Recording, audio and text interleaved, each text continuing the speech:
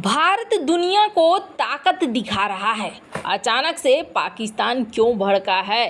तो वहीं पाकिस्तान और चीन ने मिलकर अब नया प्लान बना लिया है और इसकी वजह से एक नया सिस्टम ही शुरू हो गया है। जहां एक तरफ ये सब कुछ हो रहा है तो वहीं दूसरी तरफ तिब्बत का मामला अब बहुत तेजी से आगे बढ़ रहा है। आखिरकार बाइडेन ने साइन कर दिया है। जियोपॉलिटिक्स में बहुत कुछ चल रहा है, हमेशा की तरह जानने को मिलेगा बहुत कुछ। आइए जानते हैं इन खबरों को विस्तार से। अमेरिका के राष्ट्रपति जो बाइडेन ने तिब्बत विवाद का शांतिपूर्ण तरीके से हल निकालने के लिए रिजॉल्व तिब्बत एक्ट पर हस्ताक्षर कर दिए हैं। चीन ने इस कानून को लेकर अमेरिका को चेतावनी दी थी और अमेरिकी राष्ट्रपति जो बाइडेन से इस कानून पर हस्ताक्षर न करने को कहा था। हालांकि बाइडेन ने चीन के विरोध को दरकिनार कर रिजॉल्व तिब्बत एक्ट पर हस्ताक्षर करने का फैसला किया है। रिजॉल्व तिब्बत कानून में कहा गया कि अमेरिका की नीति है कि तिब्बत मुद्दे को बिना किसी पूर्व शर्त के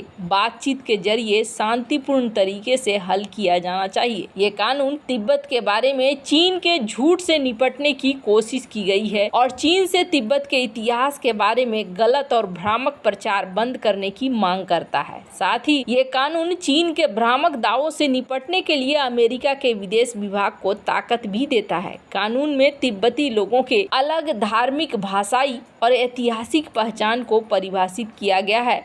इसमें कहा गया कि चीन की नीतियां तिब्बती लोगों को अपनी जीवन शैली को संरक्षित करने की क्षमता को दबाने की कोशिश कर रही है। तिब्बत के सर्वोच्च धर्मगुरु दलाई लामा ने बार बार चीन से तिब्बती लोगों को स्वायत्तता देने की अपील की है और अंतर्राष्ट्रीय कानून के तहत लोगों को आत्मनिर्णय लेने का अधिकार दिया है। अमेरिका की संसद ने जब यह कानून पारित हुआ तो अमेरिकी नेताओं के एक प्रतिनिधिमंडल ने भारत आकर दलाई लामा से मुलाकात भी की थी। अमेरिकी संसद के विदेश मामलों के सहमति के प्रमुख माइकल मैकॉल ने कहा है कि ये कानून तिब्बत के लोगों को अपने भविष्य का प्रभारी बनने में मदद करेगा। चीन रिजॉल्व तिब्बत एक्ट का विरोध कर रहा है। चीन ने अमेरिकी राष्ट्रपति से कहा था कि वो इस विधेयक पर हस्ताक्षर न करे। चीन के विदेश विभाग के प्रवक्ता लिन जियान ने कहा है कि कोई भी ताकत जो शिजांग को अस्थिर करने या फिर चीन के दबाने की कोशिश करेगा वो सफल नहीं होगी। अमेरिका को विधेयक पर हस्ताक्षर नहीं करना चाहिए। चीन अपनी संप्रभुता, सुरक्षा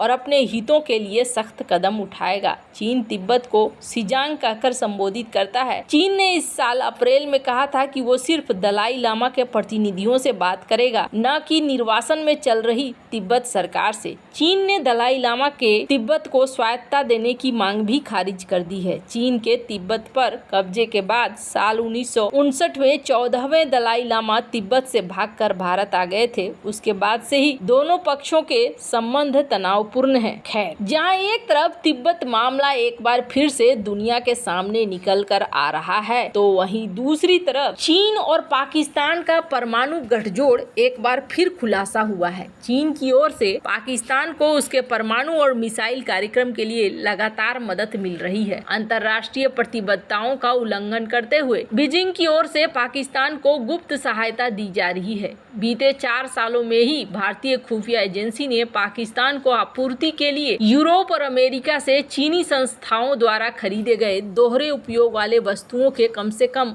आधा दर्जन खेपों को रोका है या ट्रैक किया है। भारतीय और मित्रवत खुफिया एजेंसियों की जांच में निष्कर्ष निकला है कि पाकिस्तान को चीन की सहायता न केवल उपकरणों के सोर्सिंग के तौर पर बल्कि तकनीक और सर्विस के रूप में भी है। कहा जा रहा है कि इन खेपों को जब्त करने और कई सेल कंपनियों पर प्रतिबंध के बावजूद चीन और पाकिस्तान इन गतिविधियों के लिए तीसरी दुनिया के देशों में सेल कंपनियों के जरिए वैकल्पिक साधन ढूंढ लेते हैं। हाल के दिनों में भारतीय बंदरगाहों पर संवेदनशील और दोहरे उपयोग वाले कार्गो की जब्ती में वृद्धि हुई है। इस साल जनवरी में इतावली फर्म GKD CNC टेक्नोलॉजी की CNC मशीनरी के एक खेप को भारतीय सीमा शुल्क अधिकारियों ने नहवाहा सेवा पोर्ट मुंबई जब्त किया था, जिसे चीन से पाकिस्तान ले जाया जा रहा था। CNC मशीनरी वाला ये कंटेनर 9 जनवरी को चीन के सेकोऊ बंदरगाह पर एक व्यापारी जहाज CMA CGM अतीला पर लोड किया गया था और कराची बंदरगाह के लिए ये जा रहा था। चीन से पाकिस्तान जा रहे शिपमेंट की बारीकी से जांच करने पर भारतीय अधिकारियों ने पाया कि पाकिस्तानी रक्षा आपूर्तिकर्ता कॉस्मोस इंजीनियरिंग को शिपमेंट के मूल प्राप्तकर्ता के रूप में सूचीबद्ध किया गया था, जबकि चीन की messrs Taiwan mining import and export company limited मूल शिपमेंट थी। इससे पता चलता है कि पाकिस्तान विंग्स प्राइवेट लिमिटेड चीन, इटली और तुर्की जैसे रास्तों से पाकिस्तान रक्षा संस्थाओं को दोहरे उपयोग और प्रतिबंधित वस्तुओं की शिपमेंट की सुविधा दे रहा है। अंतर्राष्ट्रीय एजेंसियों से बचने के लिए पाकिस्तान विंग्स कॉस्मोस इंजीनियरिंग जैसे मूल कंसाइनी को छिपा रहा है। मई 2023 में चीन से जैकेटेड ग्लास रिएक्टर और अन्य प्रमुख प्रयोगशाला उपकरणों की एक खेप